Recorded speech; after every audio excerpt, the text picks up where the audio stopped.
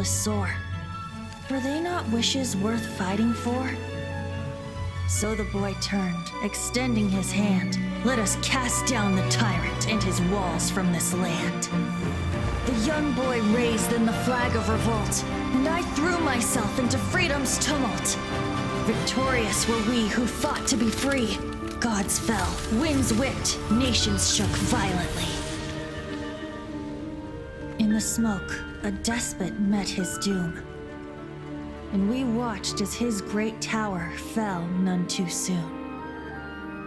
Mondstadt began anew, the story passed down, and since then never has another worn its crown. So then what? What happened to your friend? Say, Paimon, do you wish to hear the next part of the story? Yes, of course! The suspense is killing Paimon! Now's the time you suddenly get a craving for apples? Really? Getting a little peckish or something.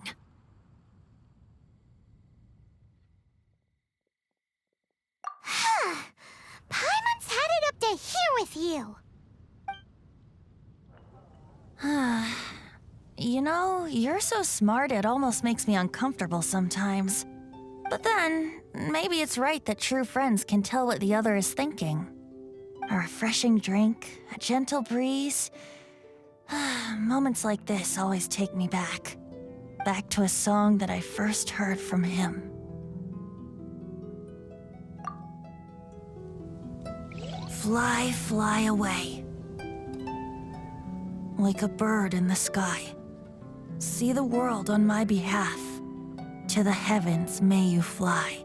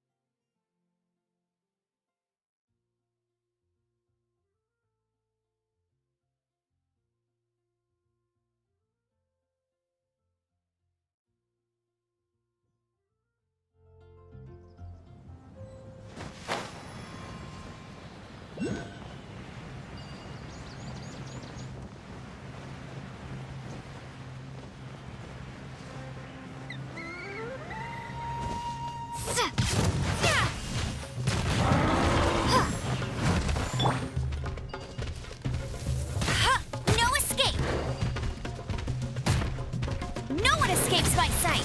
That's cheating!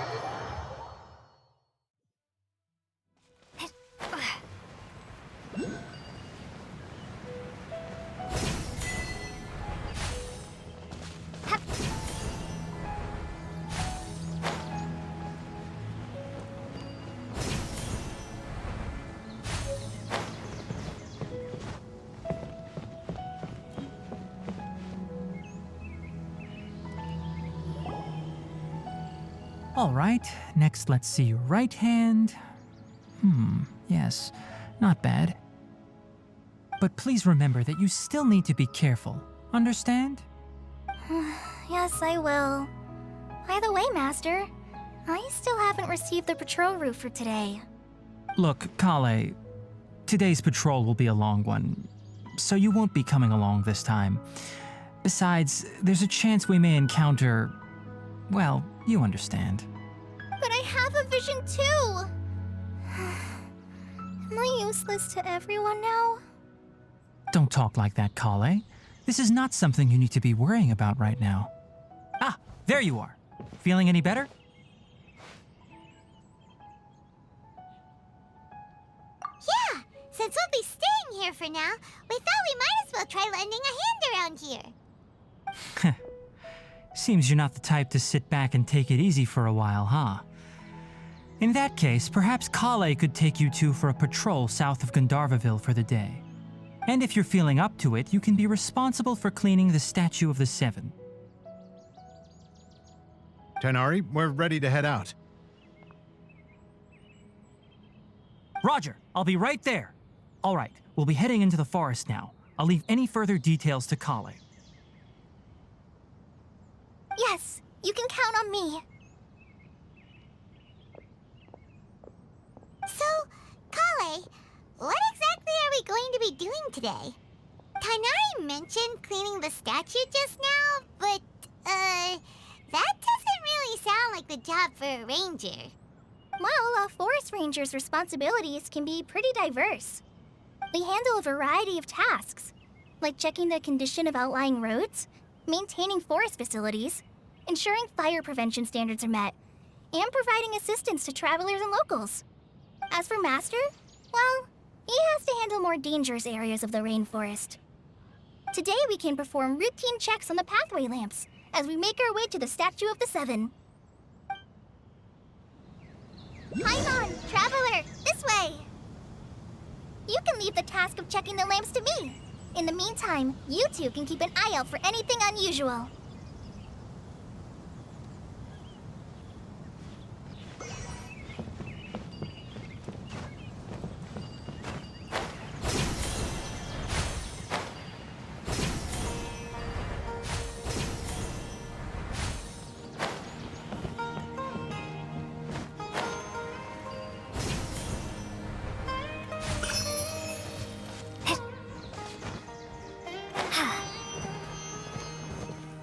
Nothing wrong with these two lamps. Let's move to the next ones.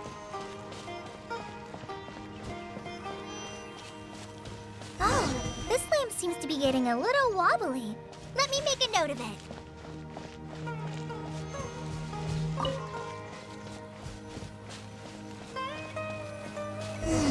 No problems with this lamp. Good.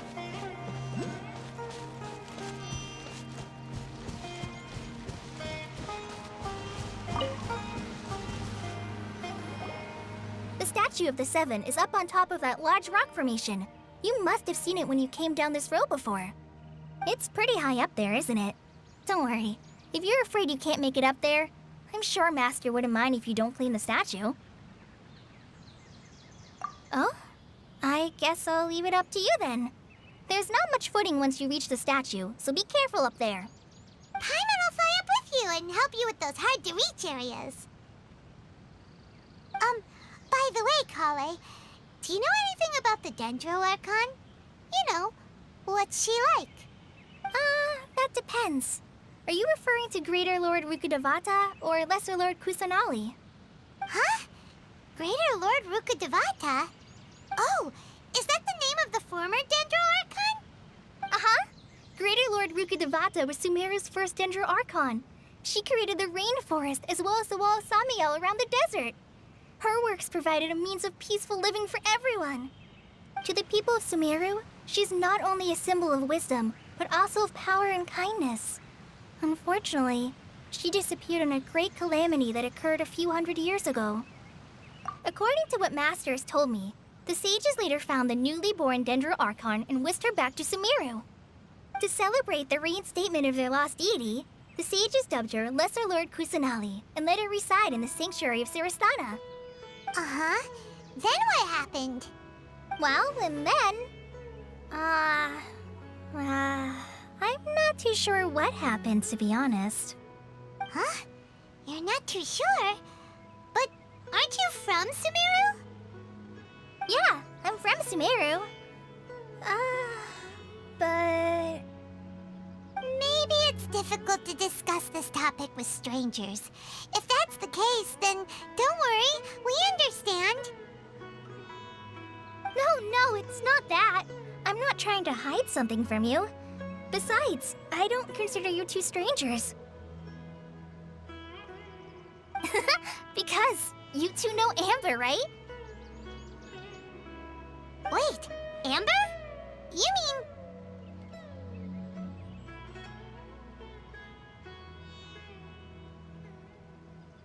Yes, that's her. I once lived in Mondstadt for a while, and she helped me a lot during that time. You could even say that she helped me become a new person. There's no one like Amber. She lives life to the fullest while always adhering to her strong sense of justice. She's ready to answer the call for action at any moment, but is also very understanding of others. She's like the spark that lights the fire in everyone's heart around her. If you ask me, she's a prime example of a true outrider. She's the first person anyone coming to Mondstadt will meet. You can't help but be enthralled by her charm and enthusiasm, causing you to fall in love with the lands of Mondstadt and...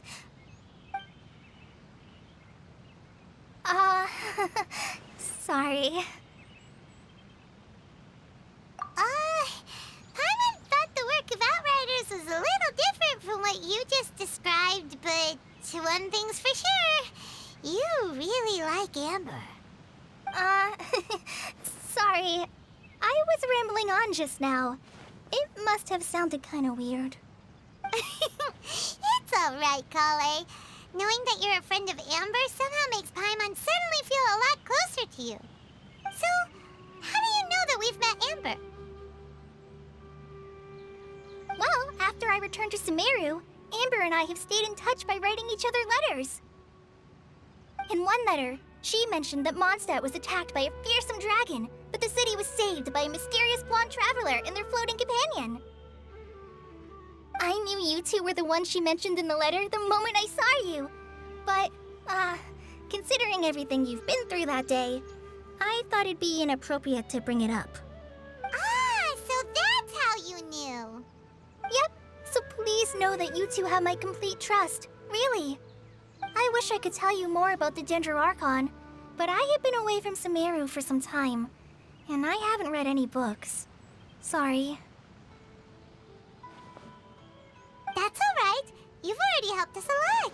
We had never even heard of Greater Lord Rukkhadevata or the Sanctuary of Surasthana until you mentioned them. Oh, I'm happy that was helpful. There is one thing I want to ask, though. Why do you two want to know about the Dendro Archon?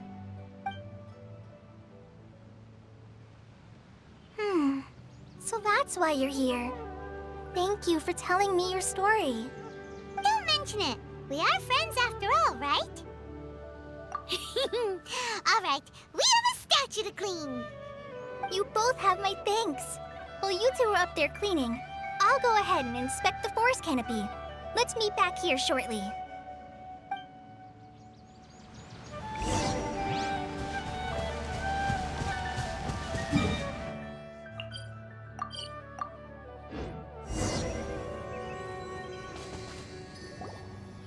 Huh. Now that Paimon looks at it, the deity that's carved on the statue is kinda small. Do you think she's supposed to be Greater Lord Rukkhadevata or Lesser Lord Kusanali?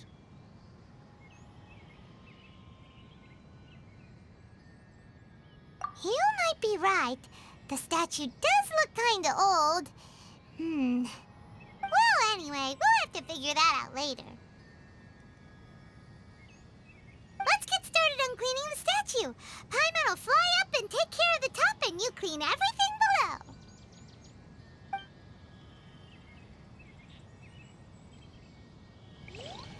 Nice work. That's one clean statue. Let's head down and meet up with Kale.